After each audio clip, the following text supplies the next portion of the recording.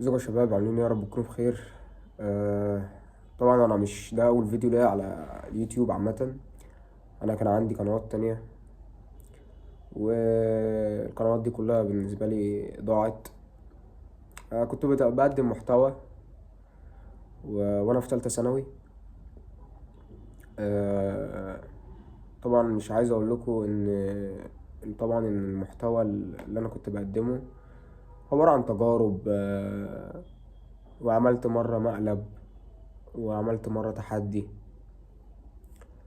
ولكن انا قلت الاحسن ان انا ابدا من الصفر، وابتدي اعمل فيديوهات جديدة وحاجات متنوعة. يعني مثلا نعمل شوية تحديات، شوية فلوجات، شوية يعني ننوع في المحتوى برضو. نروح اماكن جديدة مثلا.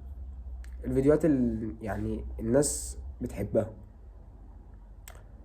فقولوا لنا اعمل لكم مثلا فيديو ايه الفيديو الجاي. هل عايزين مثلا اعمل فيديو تحدي، اعمل فيديو مقلب مثلا في حد، اروح مكان واصور فيه مثلا، نشوف المكان ده مثلا بيقول ايه، وتجارب.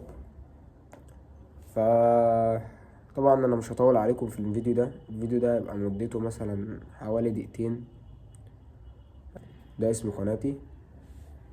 أه...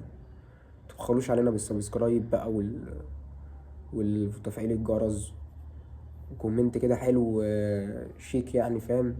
تشجعني، فمش هتخسر حاجة. بس وقول لي لو عايز مثلا حاجة انا اقدمها لك او اقدمها في الفيديو الجاي. سيب لي كومنت تحت في الكومنتات، وانا هقرا ان شاء الله الكومنتات في الفيديو ده. فبإذن الله استنوني، اللي جاي كله دمار.